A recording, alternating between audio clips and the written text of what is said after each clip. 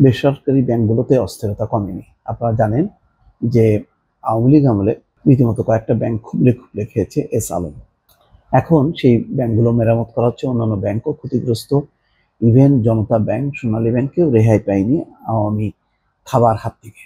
সর্বশেষ যে ঘটনাটি ঘটলো সেটা হচ্ছে ফার্স্ট সিকিউরিটি ইসলামী ব্যাংক। সেখানে বাধ্যতামূলক ছুটিতে পাঠাইছে ফার্স্ট সিকিউরিটি ইসলামী ব্যাংকের এমডিকে। কেন, কি কারণে? এখানে বলা হচ্ছে সৈয়দ ওয়াসেক মোহাম্মদ আলীকে বাধ্যতামূলক ছুটিতে পাঠিয়েছে পরিচালনা পর্ষদ। শনিবার অনুষ্ঠিত পর্ষদের এক জরুরি সভায় তাকে 3 মাসের জন্য ছুটিতে পাঠানোর সিদ্ধান্ত হয়েছে। এই সময় ভারপ্রাপ্ত এমডির দায়িত্ব পালন করবেন ব্যাংকটির অতিরিক্ত ব্যবস্থাপনা পরিচালক আবু রেজা মোহাম্মদ ইয়াহিয়া। ব্যাংক সূত্রে এই তথ্য নিশ্চিত হওয়া গেছে। জানা গেছে, বাংলাদেশ ব্যাংক গত বৃহস্পতিবার 6টি ব্যাংকের পরিচালনা পর্ষদের সদস্যদের নিয়ে জরুরি বৈঠক করে। সেখানে এসব ব্যাংকে অধিকতর তদন্ত করে পরবর্তী ব্যবস্থা নেওয়ার লক্ষ্যে এস আলম ঘনিষ্ঠ ব্যবস্থাপনা পরিচালক সহ ঊর্ধ্বতন কর্মকর্তাদের সরিয়ে দেওয়া হয়। কেন্দ্রীয় ব্যাংকের নির্দেশনার আলোকে ফার্স্ট সিকিউরিটি ব্যাংক শনিবার পরিচালনা পর্ষদের জরুরি বৈঠক করে এই সিদ্ধান্ত নেয়। আজ রোববার এক সময়ে এস আলম গ্রুপের নিয়ন্ত্রণে থাকা সোশ্যাল ইসলামিক ব্যাংকের পরিচালনা পর্ষদের জরুরি একটি সভা ডাকা হয়েছে।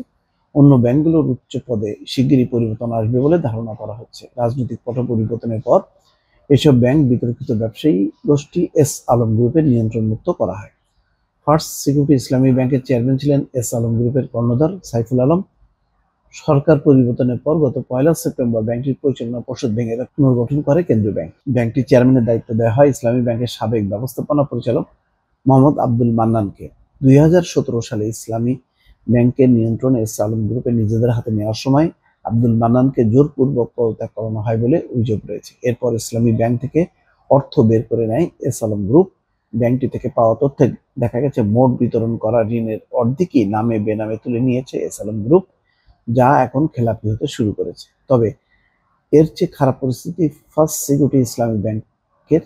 এই ব্যাংক থেকে দেওয়া ঋণের 70% একাই নিয়েছেন এস আলম গ্রুপ।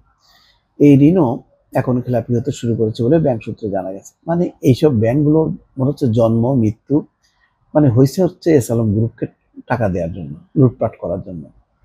কি অদ্ভুত ব্যাপার! এবং এইসব ব্যাংক নিয়ন্ত্রণে আনার জন্য যেভাবে ডিজিএফআই কে ব্যবহার করা হয়েছে, নজিরবিহীন ঘটনা। তো এখন এই কারণে ব্যাংকগুলোতে ঘন ঘন পদে পরিবর্তন করা হচ্ছে। এস আলম গ্রুপের সঙ্গে বা সংশ্লিষ্ট যারা ছিল তাদেরকে সরানো হচ্ছে। সরানোর পর শেষ পর্যন্ত কি দাঁড়াবে? যদি এই বছরের মধ্যে যদি ব্যাংকগুলো নিজের পায়ে দাঁড়াতে না পারে, তাহলে ব্যাংকগুলোকে কোনোভাবেই বাঁচানো যাবে না বলে অনেকে মনে করছেন। দর্শক, ভালো থাকবেন। আল্লাহ হাফেজ।